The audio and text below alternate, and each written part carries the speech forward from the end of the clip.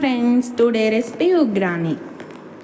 ఉగ్రాని అనగానే టక్కునని గుర్తొచ్చేది మిరపకాయ బజ్జీ. ఉగ్రాని మిర్చి బజ్జీ కాంబినేషన్ సూపర్ టేస్ట్. పల్లెటూరులో అంటే ఉగ్రాని ఫేమస్. మీరు కూడా ఎప్పుడైనా పల్లెటూరుకి వెళ్తే ఉగ్రాని తప్పకుండా ట్రై చేయండి. అలాగే మహారాష్ట్ర సోలాపూర్ సైడు ఉగ్రానికి మరో పేరు ఉంది.